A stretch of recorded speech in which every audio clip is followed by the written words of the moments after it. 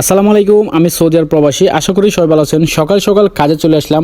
এটা হচ্ছে আমাদের মার্কেটের ভিউ। আমাদের মার্কেটটা কিন্তু বিশাল বড়। সকালবেলায় এসে আমি দোকানে কি কাজ করি আপনাদের কাছে সেটা শেয়ার করব। আমাদের মার্কেটের ডেকোরেশনটা কিন্তু জাস্ট ওয়াও। দেখতে পাচ্ছেন কত সুন্দর করে সাজানো হয়েছে আমাদের মার্কেটটা। চাইনিজদের মার্কেট বলে কথা, লাখ লাখ রিয়াল ইনভেস্ট করে এই মার্কেটটা সাজানো হয়েছে এবং এই মার্কেটটা করা হয়েছে। তো সকালবেলা আমি দোকান খুলে যাচ্ছিলাম হচ্ছে দোতলায়। তো সেই পাকে আপনাদেরকে আমাদের মার্কেটের আশপাশটা একটু দেখানোর চেষ্টা করতেছিলাম। প্রবাসী জীবনে আপনি যত খুশি থাকেন না কেন, প্রবাস জীবন কিন্তু খুব কষ্টের। তো আমাদের মার্কেটের দোতলার উপর বাচ্চাদের খেলার ব্যবস্থা আছে এবং কার রেসলিং আছে, যেটা দেখতে অনেক সুন্দর এবং দেখতে খুবই ভালো লাগে। আমি কিন্তু এই মার্কেটের ফার্স্ট টাইম এসে কার রেসলিং দেখছি বাচ্চাদের। তো সৌদি আরবে বাংলাদেশের প্রবাসীরা অনেকে অনেক কাজ করে থাকে। অনেকের কাজ কষ্টের, অনেকের কাজ সুখের, আবার অনেকের বেতন কম, অনেকের বেতন বেশি। যাই হোক, আমাকে দেখে হয়তো মনে করতেছেন আমি টয়লেটের মধ্যে আছি। আসলে না, আমি আসলে বেসিংয়ে আসছিলাম। বেসিং থেকে আমাকে পানি নিতে হবে, যে পানি দিয়ে আমার দোকান পরিষ্কার করতে হবে। তো দেখতে দেখতে আমি দোকানে চলে আসলাম এবং দোকানের পরিষ্কারের কাজে লেগে পড়লাম, যেটা আমাকে প্রতিদিন সকালে এসে করতে হয়। তো দোকানে যেহেতু সেলসম্যানের কাজ করি,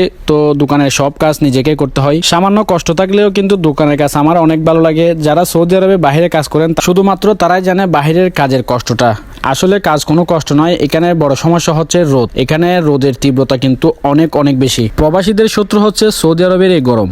এই গরম সহ্য করতে না পেরে অনেক প্রবাসী বাংলাদেশে পর্যন্ত চলে যায়। তো বন্ধুরা, যাই হোক, আমার কাজ কিন্তু শেষ। সকালে আমি যে সমস্ত কাজগুলো করি ওগুলো শেষ করে আপনাদেরকে জাস্ট একটু দেখাচ্ছি আমাদের মার্কেটটা ঘুরিয়ে ফিরিয়ে। এখনো কিন্তু অনেকে দোকান পর্যন্ত খুলে নাই। আমি একটু হয়তো তাড়াতাড়ি চলে আসছি আজকে। আর আমি কাজের ফাঁকে ফাঁকে আপনাদেরকে সৌদি আরবের ছোট ছোট ব্লগ দেওয়ার চেষ্টা করি। তো দেখা হবে অন্য কোনো নতুন ভিডিওতে।